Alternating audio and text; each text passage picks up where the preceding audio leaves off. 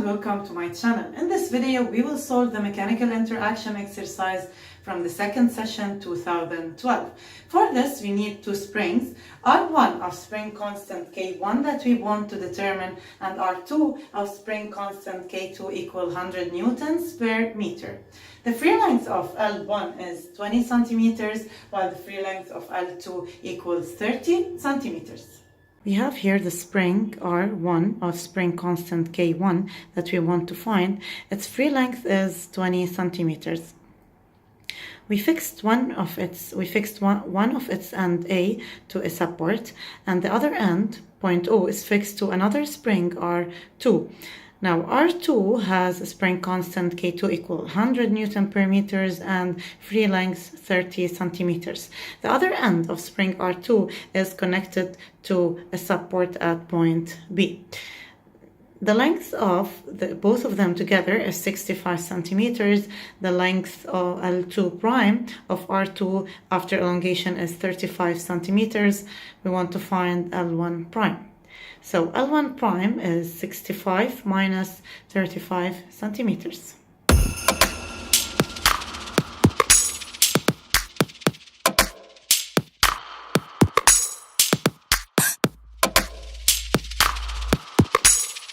In this part, we want to show that the two springs R1 and R2 are elongated. The free length of R1 was 20 centimeters. After interaction, it becomes 30 centimeters, so it elongated. The free length of R2 was 30 centimeters and it becomes 35 centimeters, so it increased as well. Both springs R1 and R2 are elongated.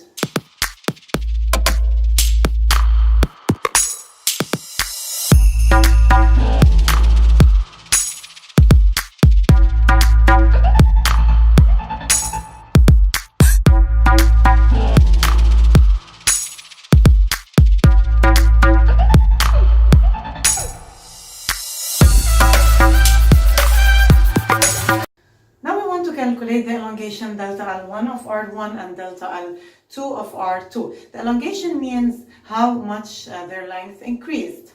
So delta L1 is the new length of R1 minus its free length.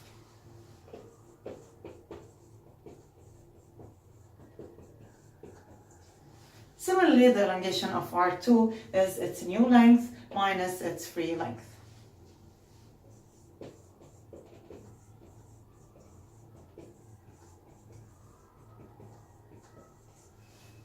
Write down the vector relation between the two forces, T1 exerted by R1 on R2 and T2 exerted by R2 on R1. These two forces are forces of interaction, and due to the principle of interaction, these two forces are equal in magnitude and opposite in direction. If you are asked to write the relation between their magnitudes, then they are equal.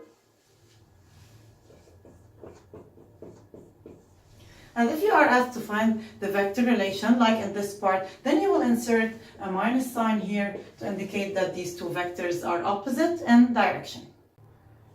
Calculate the magnitude T2 of the force T2, then deduce the magnitude T1 of the tension force T1. Looking at the spring R2, we have K2 and we have delta L2. Then we can apply Hooke's law on R2 to find the value of the tension.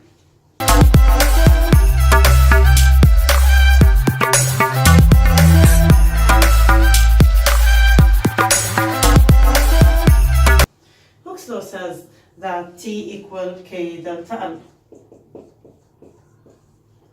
We're speaking about spring R2. K2 is 100 newtons per meter. We have L2 but in centimeters. We're converted to meters by dividing it by 100. And then we insert it in the equation.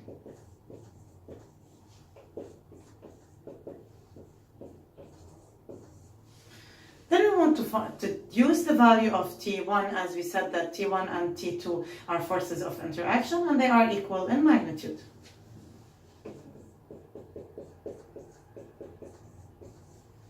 In the last part of this exercise, we want to find the value of K1, the spring constant of R1. We will apply Hooke's law on R1 to find K1.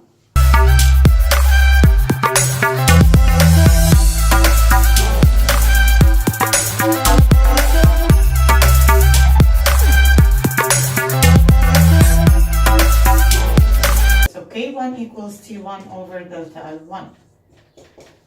We just found T1. We have delta L1 but in centimeters. We'll convert it to meters by dividing it by 100.